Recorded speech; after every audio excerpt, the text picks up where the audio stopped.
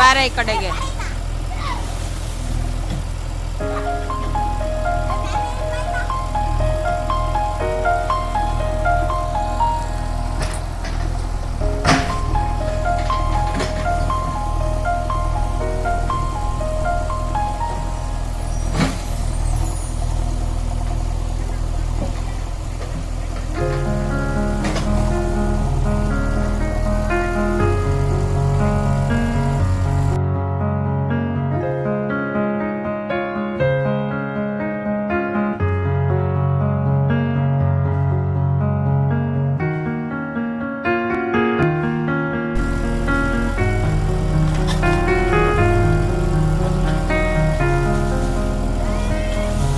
ಬಾರೆ ಈ ಕಡೆಗೆ.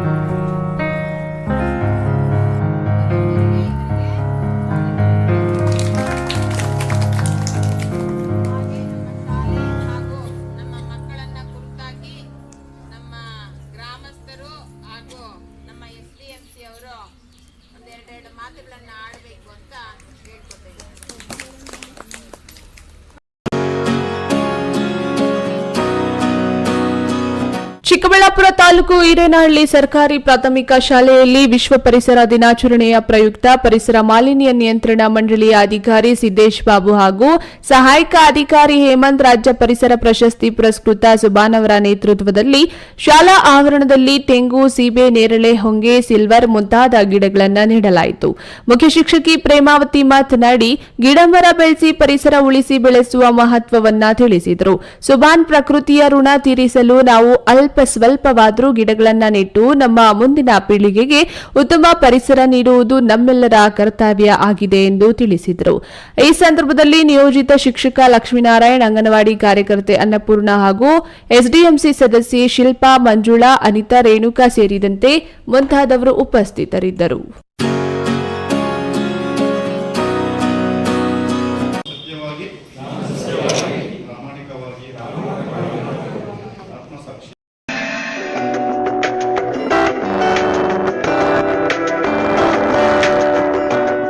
ಚಿಕ್ಕಬಳ್ಳಾಪುರ ತಾಲೂಕು ಅಂಕಣಗೊಂದಿ ಗ್ರಾಮ ನಗರಕ್ಕೆ ಗೂಗಳತೆ ದೂರದಲ್ಲಿದ್ದರು. ಈ ಗ್ರಾಮದಲ್ಲಿರುವ ಎಲ್ಲರೂ ಪರಿಶಿಷ್ಟ ಜಾತಿ ಮತ್ತು ವರ್ಗಕ್ಕೆ ಸೇರಿದ್ದಾರೆ. ತಮ್ಮ ಮಕ್ಕಳ ಕಲಿಕೆಯತ್ತ ಅಷ್ಟಾಗಿ ಗಮನ ಕೊಡದ ಪೋಷಕರನ್ನ ಶಾಲೆಯತ್ತ ಆಕರ್ಷಿಸಿ ಅವರಲ್ಲಿ ಜಾಗೃತಿ ಮೂಡಿಸಿ ಖಾಸಗಿ ಶಾಲೆಗಳಿಗೆ ಕಳುಹಿಸುತ್ತಿದ್ದ ಮಕ್ಕಳನ್ನ ಮತ್ತೆ ವಾಪಸ್ಸು ಸರ್ಕಾರಿ ಶಾಲೆಯತ್ತ ಬರುವಂತೆ ಮಾಡಿ ಶಾಲೆಯ ಆವರಣದಲ್ಲಿ ವಿವಿಧ ಔಷಧೀಯ ಗಿಡಗಳನ್ನ ನೆಟ್ಟು ಮಾದರಿ ಶಾಲೆಯನ್ನಾಗಿಸಿ ರಾಜ್ಯ ಮಟ್ಟದ ಪರಿಸರ ಪ್ರೇಮಿ ಶಾಲೆ ಪ್ರಶಸ್ತಿಗೆ ಕಾರಣರಾಗಿದ್ದ ಮುಖ್ಯ ಶಿಕ್ಷಕಿ ಪ್ರೇಮಾವತಿ ಈಗ ಇದೇ ತಾಲೂಕಿನ ಈರೇನಹಳ್ಳಿ ಸರ್ಕಾರಿ ಶಾಲೆಯನ್ನ ಮಾದರಿ ಶಾಲೆಯನ್ನಾಗಿ ರೂಪಿಸಲು ಪಣ ತೊಟ್ಟಿದ್ದಾರೆ. ಅಂತಾರಾಷ್ಟ್ರೀಯ ಯೋಗ ದಿನಾಚರಣೆಯಂದು ಚಿಕ್ಕಬಳ್ಳಾಪುರ ತಾಲೂಕು ಸಮಾಜ ಸೇವಕ ಅಲ್ಪಸಂಖ್ಯಾತರ ಮುಖಂಡ ಡಾಕ್ಟರ್ ಎಂ ಭಾಷಾರನ್ನ ಶಾಲೆಗೆ ಕರೆಸಿ ಅವರಿಂದ ಶಾಲೆಯಲ್ಲಿರುವ ಮಕ್ಕಳಿಗೆಲ್ಲ ಉಚಿತವಾಗಿ ನೋಟ್ ಪುಸ್ತಕಗಳನ್ನ ಕೊಡಿಸಿದ್ರು. ನೋಟ್ ಪುಸ್ತಕ ವಿತರಣೆ ಮಾಡಿ ಮಾತನಾಡಿದ ಡಾಕ್ಟರ್ ಎಂ ಭಾಷಾ, ದೇಶದಲ್ಲಿಯೇ ಮೊಟ್ಟ ಮೊದಲ ದಲಿತ ಶಿಕ್ಷಕಿ ಎನಿಸಿಕೊಂಡ ಸಾವಿತ್ರಿ ಬಾಪುಲೆ ಹೆಣ್ಣು ಮಕ್ಕಳೆಲ್ಲ ಶಿಕ್ಷಣವನ್ನ ಕಲಿಯುವಂತೆ ಕರೆ ನೀಡಿದ್ರು. ಅವರಂತೆ sir M Visvesvaraya, doctor Abdul Kalam ಇಂತಹ ಮಹಾನು ವ್ಯಕ್ತಿಗಳೆಲ್ಲ ನಿಮ್ಮಂತೆ ಹಿಂದುಳಿದ ಗ್ರಾಮಗಳಲ್ಲಿ ಹುಟ್ಟಿ ಸರ್ಕಾರಿ ಅತ್ಯಂತ ಎತ್ತರವಾದ ಹುದ್ದೆಗಳನ್ನ ಅಲಂಕರಿಸಿ ಸಾಧನೆಗೈದಿದ್ದಾರೆ. ನೀವು ಸಹ ಅಂತಹ ಸಾಧಕರಲ್ಲೊಬ್ಬರಾಗಬೇಕೆಂದು ಕರೆ ನೀಡಿದ್ರು. ಇದಕ್ಕೂ ಮುನ್ನ ಮಕ್ಕಳಿಂದ ಶಾಲಾ ಆವರಣದಲ್ಲಿ ಅಂತಾರಾಷ್ಟ್ರೀಯ ಯೋಗ ದಿನಾಚರಣೆಯನ್ನ ಆಚರಿಸಲಾಯಿತು. ನಂತರ ಅಂಗನವಾಡಿ ಕೇಂದ್ರದಲ್ಲಿ ತಾಯಂದರಿಗೆ ಪೌಷ್ಟಿಕ ಆಹಾರದ ಬಗ್ಗೆ ಜಾಗೃತಿ ಕಾರ್ಯಕ್ರಮವನ್ನ ನಡೆಸಿಕೊಡಲಾಯಿತು.